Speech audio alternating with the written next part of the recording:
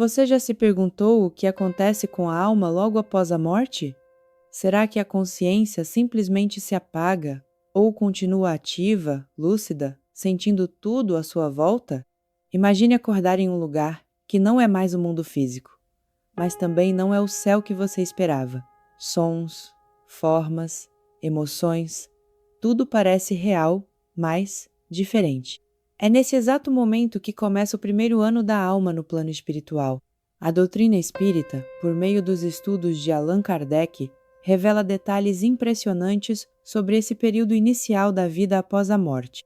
Não se trata de uma fantasia, mas de uma realidade profunda, regida por leis invisíveis e eternas.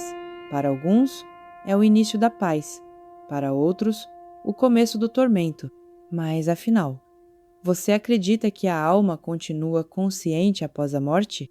Se essa pergunta mexeu com você, já deixa seu like, se inscreve aqui no canal e ativa o sininho, porque neste vídeo vamos explorar com profundidade espiritual, clareza doutrinária e emoção humana o que acontece com a alma nos seus primeiros 365 dias fora do corpo físico. Prepare-se para ver a vida e a morte com outros olhos. A morte, para muitos, é vista como um fim, mas, na realidade espiritual, é apenas o começo. O instante do desencarne marca a separação entre o corpo físico e o espírito, mas essa transição raramente é igual para todos. Enquanto alguns partem suavemente, como quem desperta de um sonho leve, outros mergulham num estado de confusão, medo ou desorientação. Segundo Allan Kardec e os relatos obtidos pela mediunidade segura, o momento da morte pode ser profundamente revelador ou desesperador. Tudo depende do grau de preparo espiritual da alma. Aqueles que cultivaram fé, desapego e consciência de que a vida continua, muitas vezes percebem a presença de benfeitores espirituais ao seu redor, acolhendo-os com amor.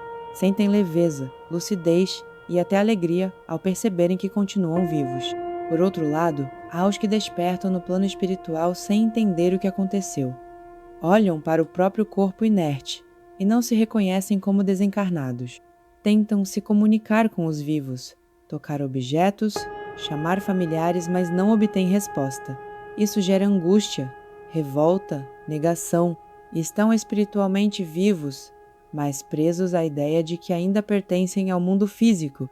Essa etapa inicial pode durar dias, semanas ou meses, dependendo do estado mental e emocional do espírito.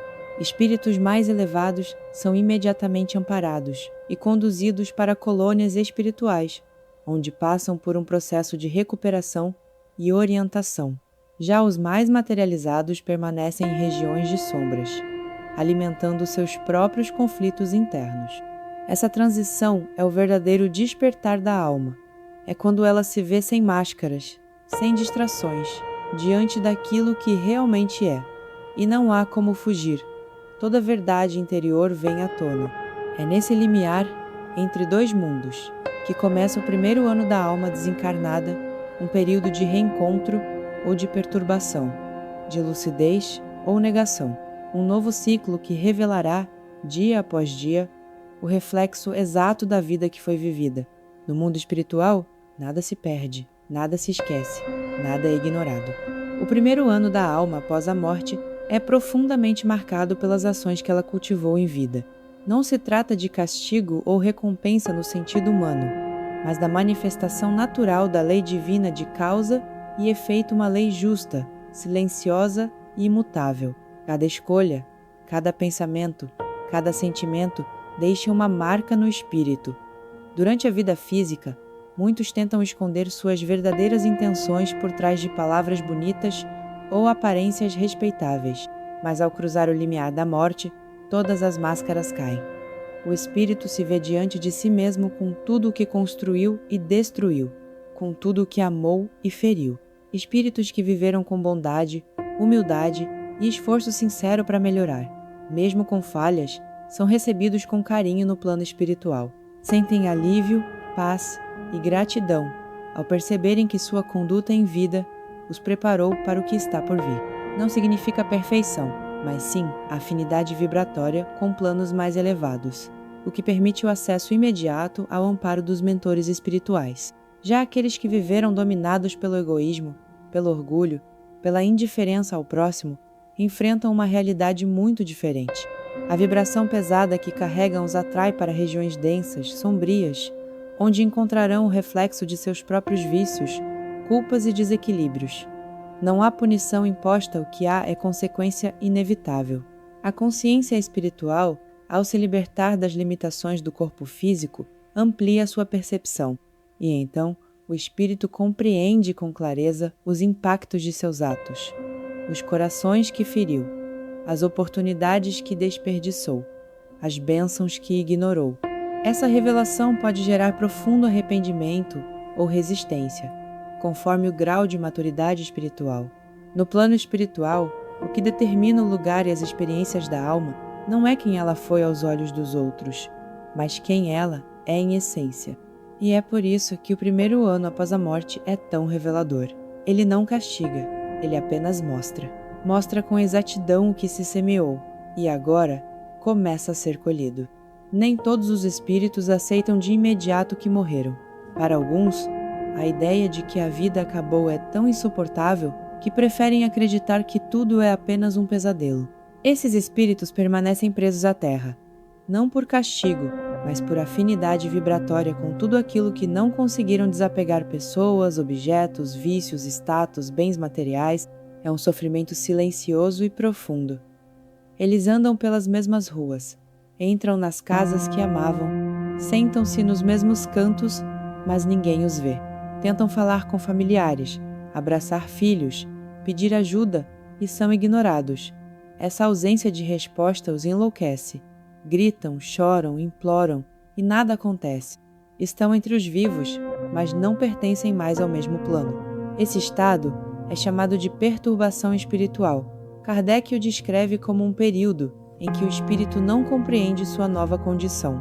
Quanto mais apegado à matéria, mais intensa e longa é essa fase.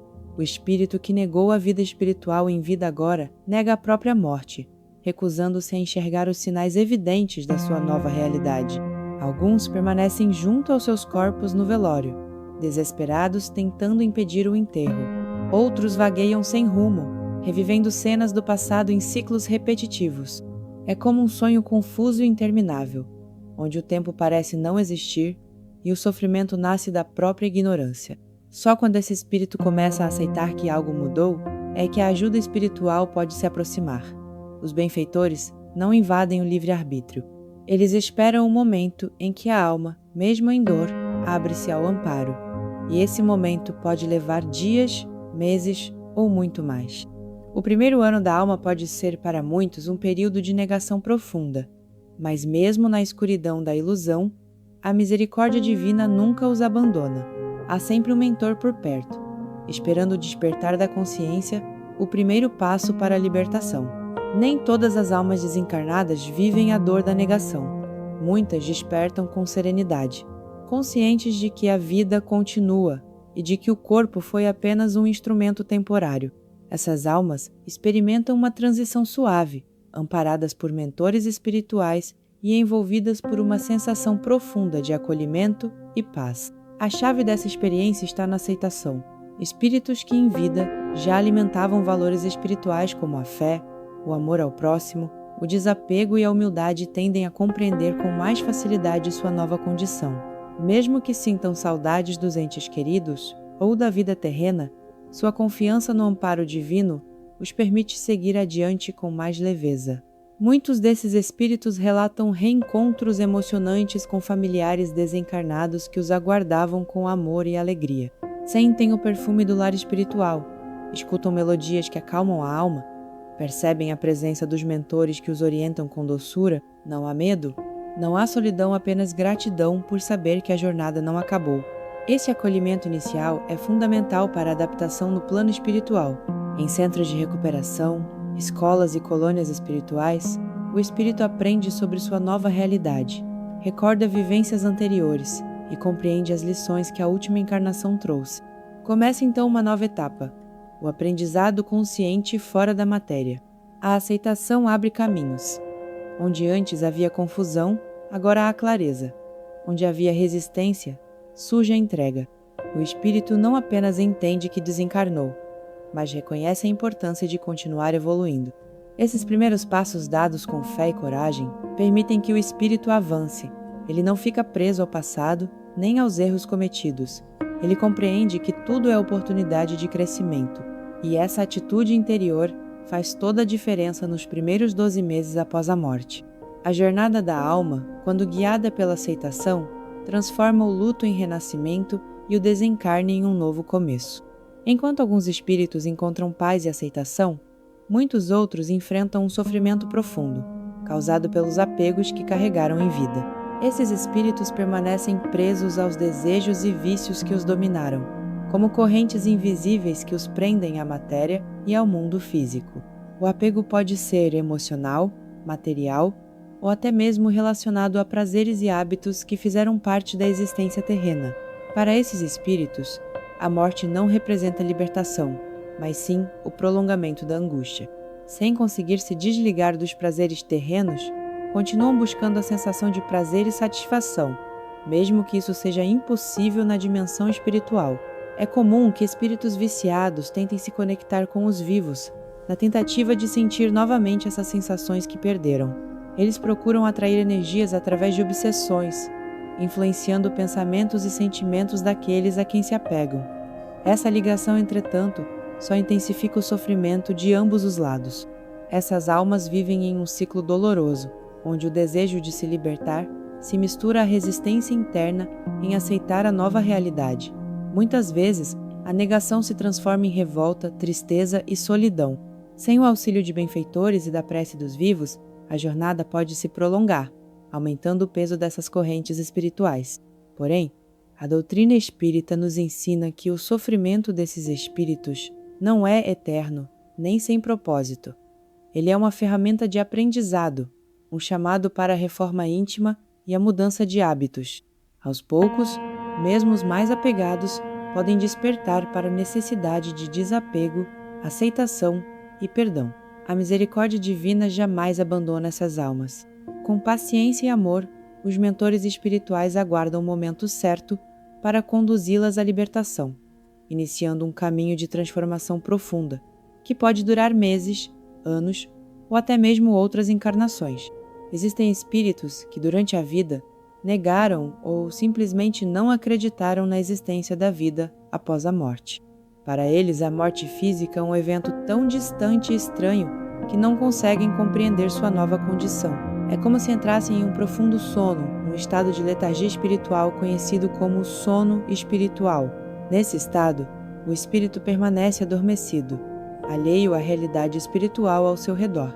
Não há consciência clara, nem percepção do ambiente ou das consequências de suas ações.